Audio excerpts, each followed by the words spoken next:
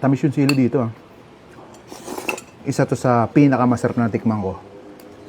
Kung authentic pansit batil patong ang cravings mo, hindi mo na kailangan pumunta ng Tugigaraw. Dahil dito sa Imus Cavite, may masarap at sulit na nakatagong kainan. For as low as 130 pesos, para ka na rin nakapunta sa Tugigaraw. Sa sarap ng pansit batil patong nila dito, paano ba naman hindi? Authentic po talaga yung mga sangkap namin. Galing talaga siyang Tugigaraw. Simula sa Caraviv, Nikki, at saka mga ibang sangkap. Kahit yung kalabaw namin, taga Tugigaraw din eh. At yung owner, Dati kasi ako nagluluto din sa Tugigaraw. kaya alam mo talagang siguradong quality ang lasa. Meron din sila dito mga bilao. Kung marami kayong kakain, huwag mo na rin palampasin yung kakaibang halo-halo nila na may kakanin na kasama na dito nyo lang matitikman at makikita. Ako po si Sean. Ako po yung owner ng Tans Pansiteria. At saka ako doon po yung nagluluto. Authentic po talaga yung mga sangkap namin. Galing talaga siyang Tugigaraw. Simula sa Caraviv, Nikki, at saka mga ibang sangkap. Pwera lang sa mga gulay kasi dapat fresh lagi yan eh. Tsaka mga baboy.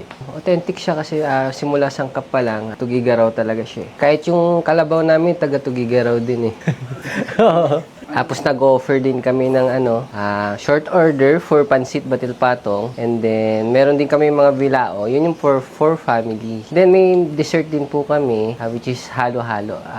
Authentic din po siya kasi meron siyang parang malagkit sa halo-halo. Kung ano talaga ingredients Tugigaraw, yun din po talaga yung sangkap namin. Dati kasi ako nagluluto din sa Tugigaraw. Assistant lang ako doon. Tulong-tulong lang, gano'n. Tapos, naisipan namin na babalik kami dito sa Cavite para dito na lang magluto. Start namin yung sarili naming pansiteria. Ba't binabalik-balikan tong sir? Pansit batil patong? Siguro, depende po kasi sa tao yun, sa panlasa. Siguro nami-miss nila yung pagka-authentic ng pansit, gano'n. Kung ano yung way ng pagluluto, tsaka way ng lasa. Kaya tabo kasi, mabilis siya eh. Tsaka makukuha mo agad. Then, yun kasi yung maturo dun sa Tugigaraw. At tsaka kasi pag maramihan talaga, kailangan yun.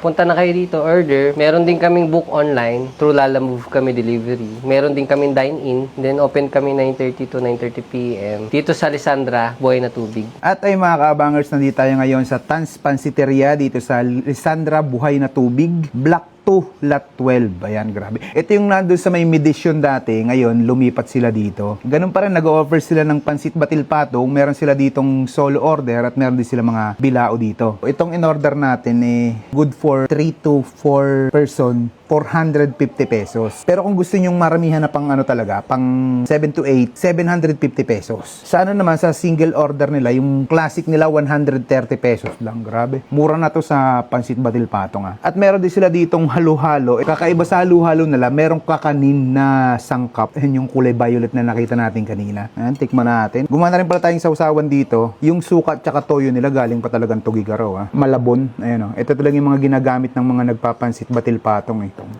Yan yung ginagamit nila. Ito ang nagpapasarap dyan. Lalagyan mo ng sibuyas na ganyan. Ayan tayo. Malasa nga. Tignan nga natin ng wala nung sausawan. Saktong-sakto yung alat niya. Pero mas masarap siya pag nilagyan mo nito. Ilang beses na ako nakatikim ng pansit batil patong. Pero masasabi kong isa to sa pinakamasarap na tikman ko.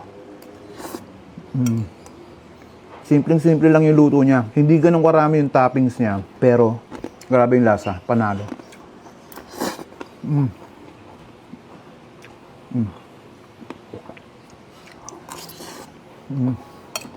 Ito yung tinatawag na batil.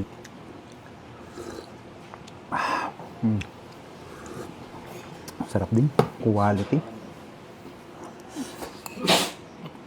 Lagyan natin ng sili.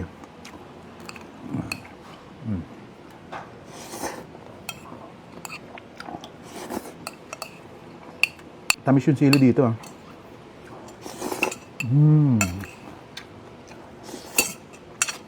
Sarap. Panalo to. Try nyo ito dito. Hindi kayo magsisisi. Tikman natin yung halo-halo. Ito for as low as 35 pesos. May halo-halo ka na. Ang kakaiba dito sa halo-halo nila, meron siyang kakanin. Ito daw yung halo-halo sa Tugigaraw. Ayun, grabe, daming laman, Saktong-sakto lang yung tamis niya. Ayun yung kakanin pala, oh, hindi nakita kanina.